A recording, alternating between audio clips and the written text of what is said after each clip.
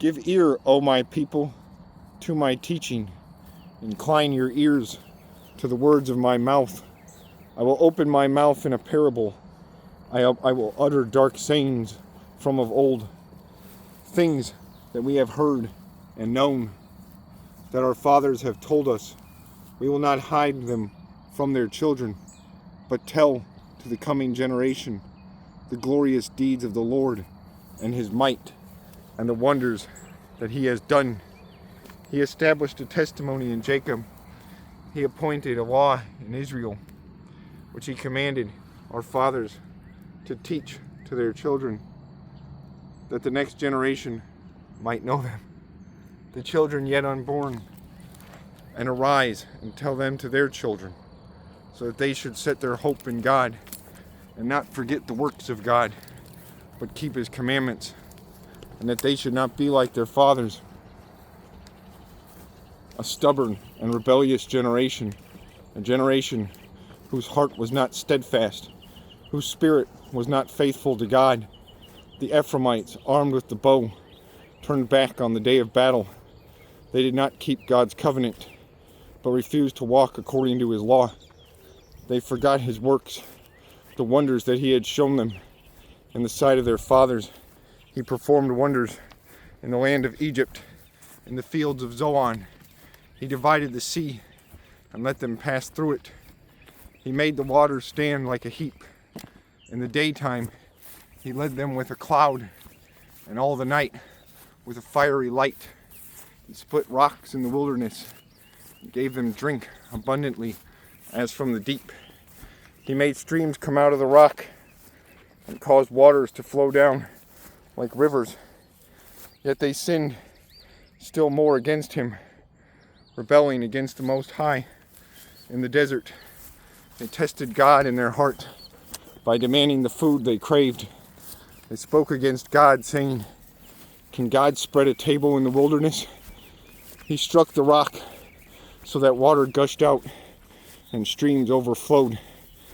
Can he also give bread or provide meat for his people? Therefore, when the Lord heard, he was full of wrath. A fire was kindled against Jacob. His anger rose against Israel because they did not believe in God and did not trust his saving power. Yet he commanded the skies above and opened the doors of heaven, and he rained down them manna to eat and gave them the grain of heaven. Man ate of the bread of the angels. He sent them food in abundance. He caused the east wind to blow in the heavens, and by his power he let out the south wind. He rained meat on them like dust, winged birds like the sands of the seas. He let them fall in the midst of the camp, all around their dwellings, and they ate and were well filled, for he gave them what they craved.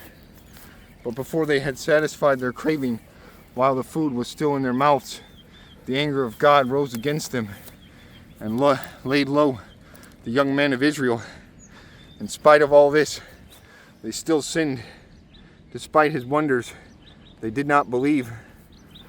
So he made their days vanish like a breath, and their years in terror.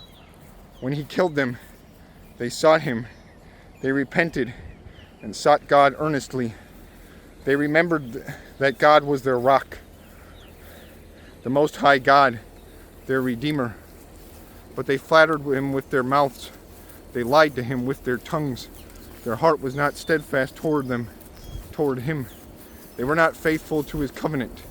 Yet he, being compassionate, atoned for their iniquity and did not destroy them. He restrained his anger often and did not stir up all his wrath. He remembered they were but flesh, a wind that passes and comes not again. How often they rebelled against him in the wilderness and grieved him in the desert. They tested God again and again and provoked the Holy One of Israel. They did not remember his power or the day when he redeemed them from the foe, when he performed his signs in Egypt and his marvels in the fields of Zoan. turned their rivers to blood so that they could not drink of their streams. He sent among them swarms of flies which devoured them, and frogs which destroyed them. He gave their crops to the destroying locust, and the fruit of their labor to the locust. He destroyed their vines with hail, and their sycamores with frost.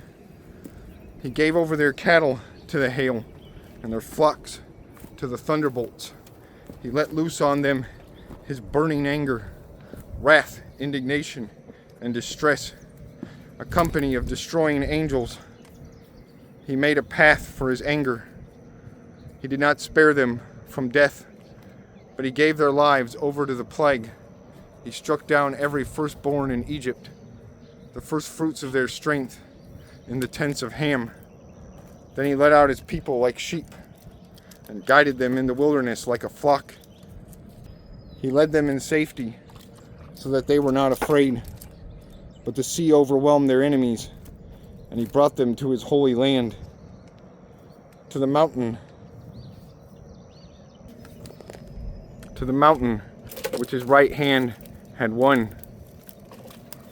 He drove out the nations before them. He apportioned for them a possession and settled the tribes of Israel in their tents. Yet they tested and rebelled against the Most High God, and did not keep his testimonies, but turned away and acted treacherously like their fathers. They twisted like a deceitful bow, for they provoked him with anger. They provoked him to anger with their high places. They moved him to jealousy with their idols. When God heard, he was full of wrath, and he utterly rejected Israel. He forsook his dwelling at Shiloh, the tent where he dwelt among mankind, and delivered his power to captivity, his glory to the hand of the foe.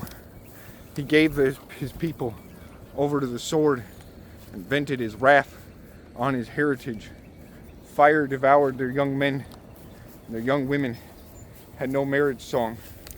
Their priests fell by the sword, and their widows made no lamentation. Then the Lord awoke as from sleep, like a strong man shouting because of wine, and he put his adversaries to rout. He put them to everlasting shame. He rejected the tent of Joseph. He did not choose the tribe of Ephraim, but he chose the tribe of Judah, Mount Zion, which he loves. He built his ancestry. He built his sanctuary like the high heavens, like the earth, which he has founded forever. He chose David, his servant, and took him from the sheepfolds, from following the nursing ewes. He brought him to shepherd Jacob, his people, Israel, his inheritance. With upright heart, he shepherded them and guided them with his skillful hand.